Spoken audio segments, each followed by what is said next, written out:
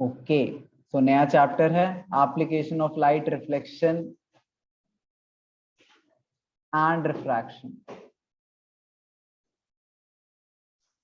ठीक है, इसमें हम बेसिकली वो human I in the colourful world की वो टॉपिक्स कर रहे हैं जो सिलेबस में आएंगे, पहले वो करेंगे, बाद में जब हमारे पास टाइम बचेगा तो हम ह्यूमन आई वाला कॉन्सेप्ट भी एक बार सुनने के लिए कर लेंगे। अच्छा, तो पहले करते हैं रिफ्रैक्शन ऑफ लाइट। साथ साथ लिखते रहे कि आप टाइम दोगे। टाइम दूंगा मैं। Through a glass prism. ठीक है, refraction of light through a glass prism. Refraction, refraction हो रहा है। ठीक है, अच्छा, इस चैप्टर में हम काफी मजेदार बातें करेंगे, कैसे कैसे रेनबो फॉर्म होती है। ठीक है, रेनबो फॉर्मेशन की बात करेंगे, फिर कैसे बेसिकली डिस्पर्शन कैसे वर्क करता है, काइडोस्कोप में कैसे इंटरनल रिफ्लेक्शन होती है। ये this chapter is all about applications of light, कि लाइट जब हम रियल वर्ल्ड सिनेरियोज में जो हम फिनोमेना देखते हैं वो एक्चुअली वर्क कैसे करते हैं। ठीक है, फॉर एग्जाम्पल अगर एक रियल वर्ल्ड सिनेरियो, आप जब स्टैटिक चार्जेस करेंगे अपने बचपन में, स्टैटिक चार्जेस करते हैं ना। ठीक है, करंट जब हमने इलेक्ट्रिसिटी अभी करा, 10th में इलेक्ट्रिसिटी करा, तो स्टैटिक नहीं चार्ज, वो मूविंग चार्जेस थे। Electricity is the flow of charges, तो मूविंग चार्जेस थे, बट बचपन में हमने कभी स्टैटिक चार्जेस भी करा था। एंड देन हमें पता चला था कि स्टैटिक चार्जेस का सबसे बिगेस्ट एग्जांपल इज लाइटनिंग, कि जब लाइटनिंग क्यों क्रिएट होते हैं, क्योंकि स्टैटिक चार्जेस के डिफरेंस की वजह से चार्जेस ट्रांसफर हो जाती है फ्रॉम क्लाउड्स टू अर्थ, तो इसलिए लाइटनिंग क्रिएट होती है। ठीक है, ये हमने पढ़ा था, वो एप्लीकेशन थी। इसी तरीके से लाइट के हमने सारे कॉन्सेप्ट्स पढ़ लिए, कैसे वर्क करता है, अब उसके एप्लीकेशंस पढ़ेंगे। ठीक है, उस एप्लीकेशन पढ़ने से पहले हमें कुछ बातें पता होनी चाहिए। जैसे अगर मैंने ग्लास प्रिज्म की बात करी है, तो प्रिज्म का मतलब क्या होता है। ठीक है, पहले प्रिज्म का मतलब देखते हैं एंड उसी से कुछ और शेप्स के भी मतलब देखते हैं। ठीक है, जब मैं ग्लास प्रिज्म की बात करता हूँ ना, ठीक है, जब मैं ग्लास प्रिज्म की बात करता हूँ, मैथमेटिकली शेप्स के ना कुछ नेम होते हैं। मैथमेटिकली शेप्स के कुछ नेम होते हैं। ठीक है, मैथमेटिकली शेप्स के नेम डिफाइंड होते हैं अगर उसका बेस, ठीक है, फॉर एग्जाम्पल मैं एक शेप बनाऊं, 3D शेप सबको देखने आते हैं, देखने तो आते होंगे, बनाने नहीं भी आते होते। ठीक है, समझ आ रहा है इसका मतलब क्या है, कि बेस इसका क्या है, एक स्क्वायर बेस है। ठीक है, एंड देन एक पीक है। ठीक है, this is known as a square pyramid. ठीक है, this is known as a square pyramid.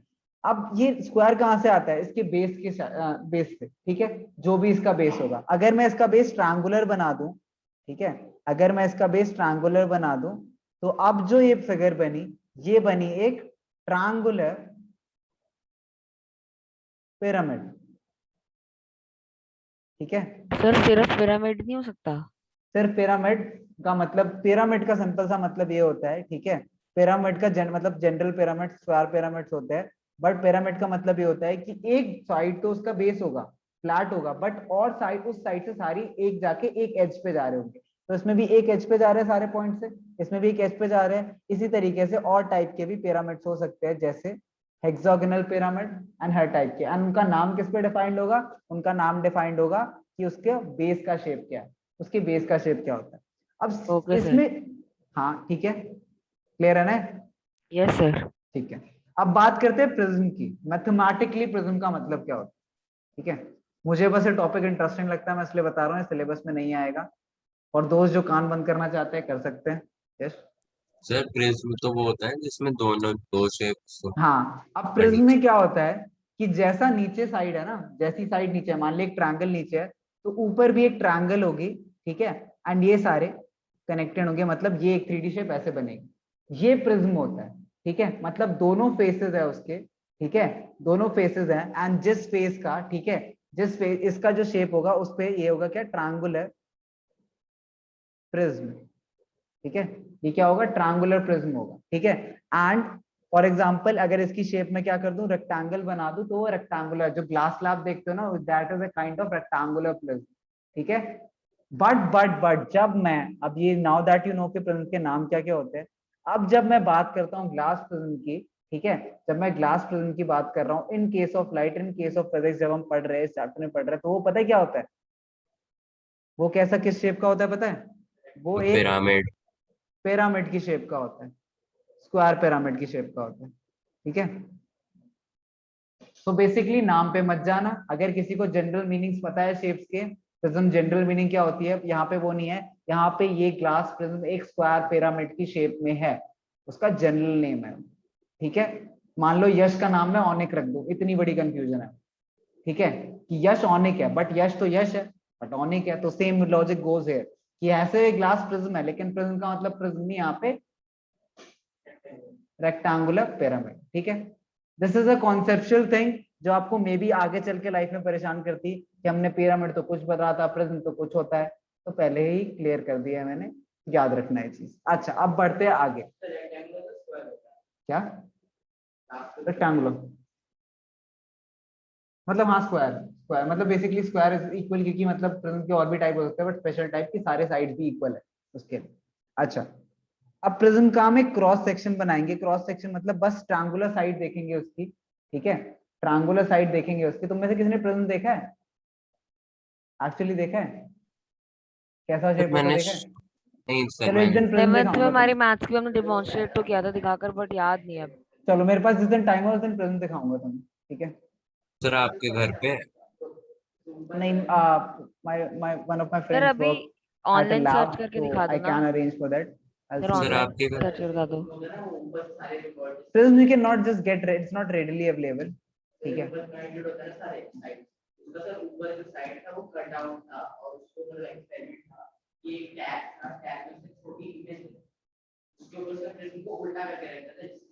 या वो बेसिकली वैसे वर्क करता है। Prism are also used in holographic images, ठीक है। Prism constructions are be used in that also. Anyways, we'll discuss about other applications, out of syllabus application later in the course, but right now we'll just be discussing जो अभी हमारे course में। तो सबसे पहले लेते हैं एक incident ray. Incident ray prism की होलोग्राफिक तरफ क्या है। बोला आप? बाद में डिस्कस करेंगे, अभी डिटेल में नहीं जाते उसके, बाद में डिस्कस करेंगे, ठीक है। अच्छा जब भी मैं एक डॉटेड लाइन बनाऊं तो मैं क्या बता रहा हूं, उसका अनइंटेंडेड, बेसिकली अनडाइवर्टेड पाथ, कि अगर कुछ नहीं होता, कोई भी मीडियम चेंज नहीं होता तो वो कैसे जाता। Dotted line represents this. Dotted line मतलब कि अगर मीडियम चेंज नहीं होता, मतलब लाइट अगर वैक्यूम में ट्रैवल कर रही होती तो ऐसे ट्रैवल करती, यहाँ पे मीडियम चेंज हो गया तो इसका पाथ चेंज होगा, लेकिन मैंने बता दिया कि इसका पाथ ऐसा होता अगर चेंज नहीं होता कुछ, इसलिए डॉटेड लाइन से रिप्रेजेंट करते। इस पे भी आप एरो बना सकते, ठीक है। इसके बाद अच्छा ये ग्लास है, ये एयर है, ठीक है, जिससे पूछूंगा वही बताएगा। तन्मय अगर मैं रेयरर टू, ये कौन सा मीडियम है, रेयरर मीडियम है, रेयरर टू अगर मैं डेंसर मीडियम जाऊं तो क्या होगा, अवे फ्रॉम द नॉर्मल और towards the normal, towards the normal होगा, टुवर्ड्स द नॉर्मल होगा। चलो तो मान लेते हैं ये है, तो सरफेस का 90 डिग्री कहाँ पे होगा, सरफेस का 90 डिग्री इस लाइन का 90 डिग्री यहाँ पे होगा, है ना। तो टुवर्ड्स द नॉर्मल का मतलब कि ये कौन सी रे टेढ़ी जा रही है, ये टेढ़ी जा रही है, चलता है यार, ठीक है, फिर ड्राइंग के पीछे पड़ेगा तो। अच्छा एनीवेज, तो ये एक्सक्यूज मी नॉर्मल है, सर। सरफेस से 90 डिग्री, बोलो ध्यान।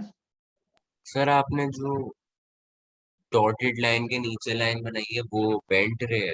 वो बेंट रहा है, वो बेंट रहा है ओके। बेसिकली, ठीक है। सो बेसिकली ये ऐसे जाती, ठीक है, बट ये टुवर्ड्स द नॉर्मल आई, मतलब ये यहाँ से इधर आ गई। अब रे किस साइड डिफ्लेक्टेड है, इस साइड डिफ्लेक्टेड है, ठीक है। अब बात करते हैं डेंसर मीडियम है, एंड देन अब ये कहाँ जाएगा, डेंसर टू रेयर जाएगा, है ना। डेंसर टू रेयर जब निकलेगा यहाँ से, टेक्निकली इमर्ज करेगा जब यहाँ से, हेंस द नेम इमर्जेंट रे। जब ये इमर्ज करेगी यहाँ से तो वो क्या, नॉर्मल बनाओ इसका, पहले नॉर्मल बनाते हैं। नॉर्मल इसका यहाँ पे ऐसे बनेगा, सरफेस से 90 डिग्री, इस लाइन से 90 डिग्री, एंड देन ये towards the normal, sir away from the normal normal. कैसे बना? क्या बोल रहे हो, नॉर्मल कैसे बनाते हैं? नॉर्मल सरफेस से बनाते हैं, देख जैसे ये सरफेस है ना, सब कुछ भूल जाओ, सिर्फ इस लाइन को देखो। इस लाइन का अगर मुझे परपेंडिकुलर बनाना है तो मैं 90 डिग्री ऐसे बनाऊंगा, इस लाइन का मुझे परपेंडिकुलर बनाना है तो मैं 90 डिग्री ऐसे बनाऊंगा, तो मैंने सरफेस से 90 पर डिग्री अगर बनाई। सरफेस थोड़ा कर्व्ड हो तो? कर्व्ड हो तो ओके एग्जैक्टली सर। जब सरफेस मान लो ऐसा सरफेस है, ठीक है, हमने क्या डिस्कस करा था, normal is the perpendicular to the surface at the point of incidence, मतलब जहां पे रे टकराई उस पॉइंट पे 90 डिग्री। तो एक पॉइंट पे 90 डिग्री मतलब इस एग्जैक्ट पॉइंट पे 90 डिग्री बनाना, ठीक है। तो उसमें अगर हम ऐसा कर सकते हैं कि सुनो जहाँ सुनो पे सुनो, पॉइंट है वहां पे स्ट्रेट लाइन खींच के नहीं नहीं नहीं परपेंडिकुलर। नहीं, देख स्ट्रेट लाइन तो वर्धन होगा क्या ना, कि अगर स्ट्रेट लाइन सर बनाते हैं ना, नॉर्मल बनाना चाहता हूँ मैं यहाँ पे, तो स्ट्रेट लाइन तो ये भी होगी, स्ट्रेट लाइन तो ये भी होगी, बट 90 डिग्री तो सारी नहीं होंगी।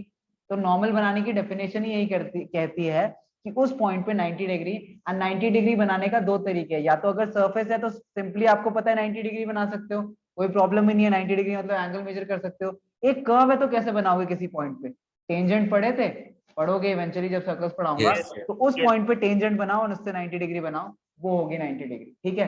सर, वो पॉइंट से जो एक पॉइंट से जो टच करता है वो 90 डिग्री का। हाँ, इस पॉइंट से टच करेगा जो जो टेंजेंट बनाएंगे, एंड उस टेंजेंट पे हम उस पॉइंट पे उस टेंजेंट पे हम 90 डिग्री बनाएंगे, उससे बोलेंगे हम नॉर्मल।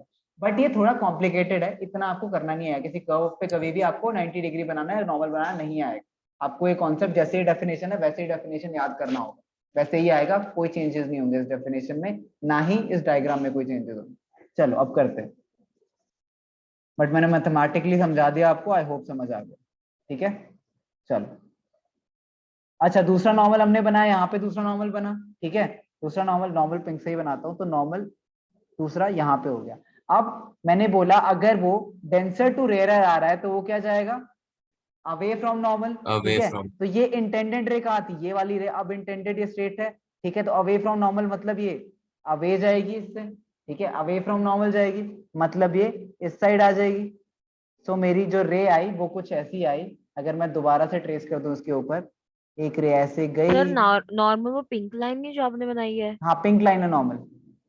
तो हाँ नहीं सी, अच्छा, ये समझ गया देखना, समझ गया समझ गया, वो समझ गया डॉटेड ना, वाली अवे अनडेविएटेड है। अनडिविएटेड है, अनडिविएटेड से टुवर्ड्स द नॉर्मल मतलब कि बेसिकली उसकी तरफ जाएगी, अवे फ्रॉम नॉर्मल मतलब नॉर्मल से दूसरी साइड फेंक दो, यस ठीक सर, है। समझ गया। मतलब अगर ये स्ट्रेट लाइन है, ठीक है, एंड यहाँ पे सरफेस चेंज है, एंड ये 90 डिग्री मैंने बना दी, तो अवे फ्रॉम दी नॉर्मल मतलब इस साइड, ठीक है। अगर ये इसका अनइंटेंडेड पाथ इस साइड है, सॉरी 90 पे तो अनडिविएटेड पाथ होता है, 90 नहीं बनाते, कोई टेढ़ा एंगल बनाते हैं। मान लो ये रे ऐसी है, सरफेस चेंज हुआ, इसको ऐसे जाना चाहिए था, तो इस सरफेस पे मैंने 90 डिग्री बनाया, एंड अगर अवे फ्रॉम नॉर्मल है मतलब इससे इस साइड जाएगी, ठीक है, अगर टुवर्ड्स द नॉर्मल है मतलब रे इस साइड आएगी, ठीक है, away from normal towards the normal, इसका ये मतलब होता है। अवे फ्रॉम नॉर्मल मतलब, ठीक है, अनडिविएटेड पाथ देखते हैं, ठीक है, अनडिविएटेड पाथ ये है, ठीक है, कोई चेंज नहीं होगा पाथ में, तो ये पाथ होगी, है ना।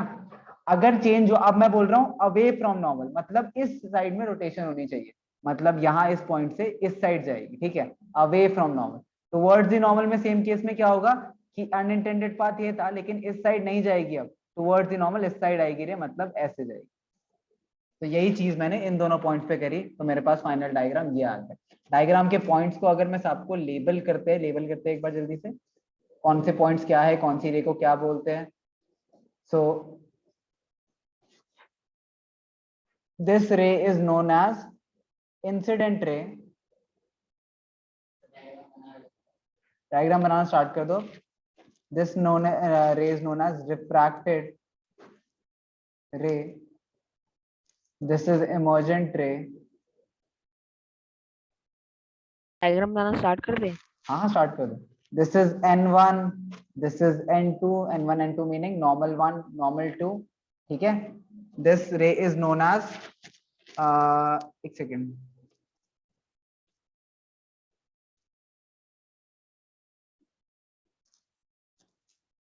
थोड़ा सा क्लियर बनाना पड़ेगा मुझे डायग्राम, में एक एंगल मार्क नहीं कर पाऊंगा वरना इसमें।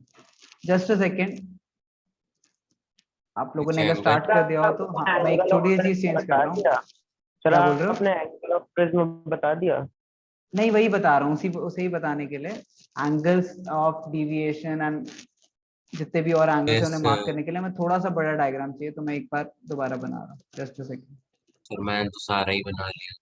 कोई नहीं अभी बना, मतलब आप मार्क कर लेना, मुझे दोबारा मार्क करने में प्रॉब्लम होती है इसलिए मैंने कर दिया, ठीक है। Okay sir. हमने एक रे बनाई, स्ट्रेट आ रही है, ठीक है, उसके बाद यहाँ पे डिविएट करी, उसके बाद यहाँ पे दोबारा डिविएट करी, ठीक है। इसका अनइंटेंडेड पाथ ये था,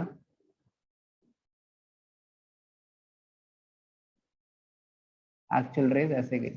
इसको अगर मैं पीछे साइड ले जाऊं, यहाँ पे एक एंगल बनता है, उसको एंगल ऑफ डिविएशन बोलते हैं, अभी डिस्कस करेंगे, ठीक है। अच्छा, नाउ दिस नॉर्मल बना देता हूँ मैं दोनों सरफेस पे, इस सरफेस पे नॉर्मल ये होगा, इस सरफेस पे नॉर्मल ये होगा। ओके, सब रेस को नाम देंगे, सारे पॉइंट्स को नाम देंगे, A B C D and इसको मान लेते हैं, मैं बुलाऊं ई, इन पॉइंट्स को ई बुलाते हैं। ओके, इस इंटरसेक्शन पॉइंट को मैं ओ बुला लेता हूँ। अच्छा, अब नाम देते हैं सबको, सारे एंगल्स को। सो एंगल ऑफ इंसिडेंस कौन सा एंगल होता है, जो वो नॉर्मल के साथ बनाए। तो नॉर्मल इस साइड में, तो दोनों साइड डिवाइड करता हूँ आपके लिए। Normal normal, angle I angle R label करते हैं, angle I angle R, angle I angle R. Okay, अच्छा डायग्राम पेन से बना ले। डायग्राम पेन से ही बना सकते हो, जैसे भी आपको अच्छा लगे, पेपर में मत बनाना बस। मैं नाउ भी फिर दिस से ही एंगल बना। Is known as the angle of deviation. ठीक है, कौन सा एंगल, एंगल EOC, ये वाला angle is known as angle of deviation. ठीक है, एंगल ऑफ इंसिडेंस और एंगल ऑफ रिफ्लेक्शन तो आपको पता ही है। ये कौन सी है रे, ये है, this ray is named as incident रे,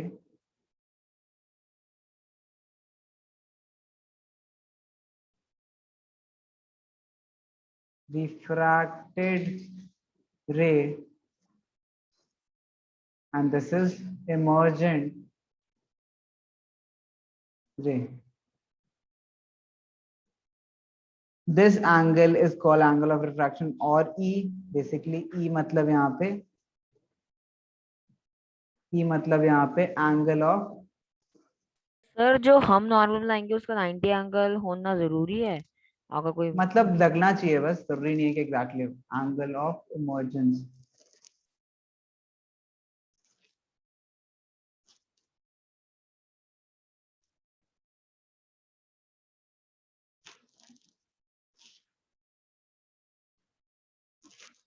सर आर क्या है? Angle of angle of refraction. Refraction, sir और वो ये जो एंगल होता है, अगर मैं ABC नहीं यूज कर रहा ना, नहीं भी यूज कर लिया, तो अगर मैं PQR बुलाऊं प्रिज्म को, so angle P angle QPR is equals to angle of prism. एक second, this angle is known as angle of prism.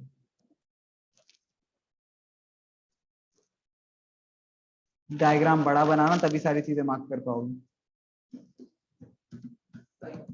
बोलो, triangular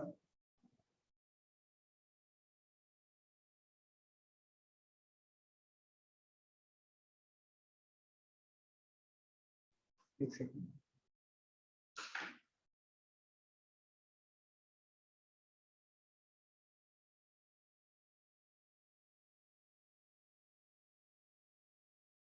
triangular glass prism,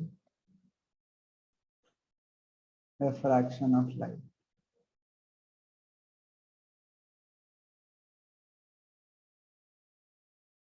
sir आपने R/E क्या बना रखा है एंगल ऑफ इमरजेंस पे?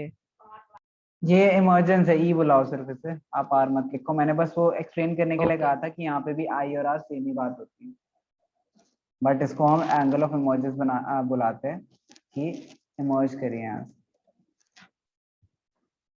Okay, diagram बनाओ, ढंग से बनाना, क्योंकि ये डायग्राम पेपर में बहुत बार आता है, क्वाइट कॉमन।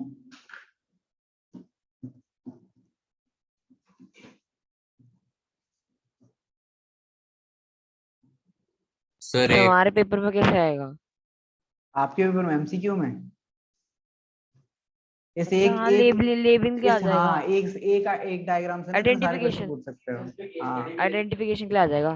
केस स्टडी दे सकते हैं, मान लो केस मतलब ये प्रेजेंट दिया, इसमें सारे एंगल मार्क कर रखे हैं, एंड देन आपसे 5-6 क्वेश्चन सेम क्वेश्चन से ही पूछ रखे हैं, ऐसे भी क्वेश्चन आ सकते हैं।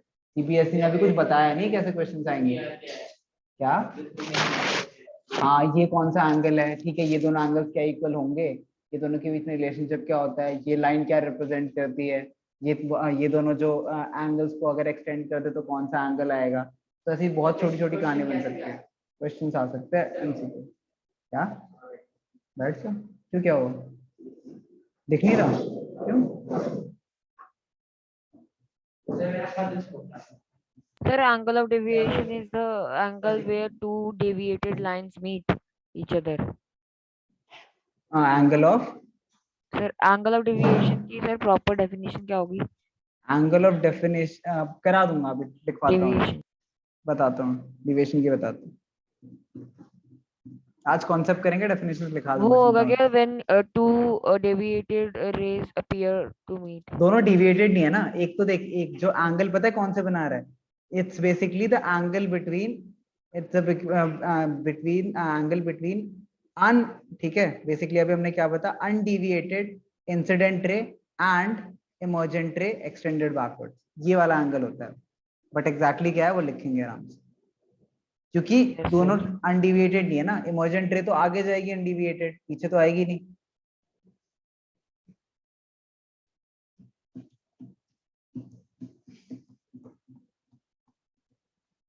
बना लिया सबने? Sir, जल्दी बस से नो बनाओ। सर, लास्ट है बस कुछ। ये एंगल ऑफ प्रिज्म क्या होता है? एंगल ऑफ प्रिज्म क्या होता है? सी, प्रिज्म अलग अलग एंगल्स के हो सकते हैं, कोई प्रिज्म ऐसा भी हो सकता है, ठीक है, पतला सा, कोई बहुत ही ज्यादा मोटा भी हो सकता है, वो किस पे डिफाइंड होगा, एंगल ऑफ प्रिज्म पे, ठीक है। एंड इससे बहुत फर्क पड़ेगा, इससे बहुत फर्क पड़ेगा, क्योंकि आगे चल के जब हम डिस्पर्शन पढ़ेंगे तो हमें पता चलेगा कि कैसे लाइट डिस्पर्स होती है, तो कितना ज्यादा वो स्कैटर करेगा इवेंचुअली, ठीक है, वो डिपेंड करेगा कि एंगल ऑफ प्रिज्म क्या है उस पे। सर एंगल बी का क्या काम था? एंगल किसका? वो पॉइंट बी जो आपने लिखा हुआ वो क्या है? मैंने बस पॉइंट्स बना दिए सारे, पॉइंट सी नाम दे दिया, ए नाम दे दिया, एंगल्स मेंशन करने के लिए, कि जैसे ई ओ सी मुझे मेंशन करना अच्छा था तो मैं कैसे मेंशन करता है, इसलिए।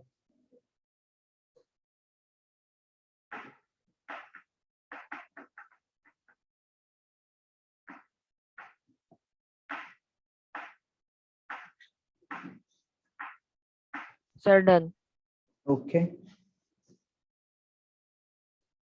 सर आपने ट्रायंगुलर ग्लास प्रिज्म को इतना हाईलाइटेड क्यों लिखा हुआ है? यही है ना, क्योंकि है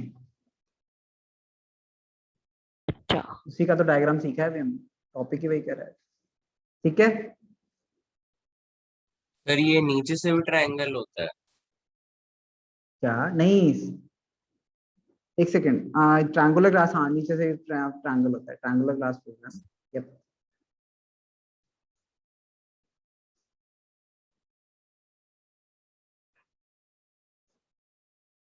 sir rarer to denser, denser to rarer में अवे फ्रॉम नॉर्मल होगी या फिर टुवर्ड्स नॉर्मल होगी, इसका कोई इजी तरीका है याद रखने? कभी कभी कंफ्यूज हो जाता हूँ सर मैं। यार confusing, let me think about it.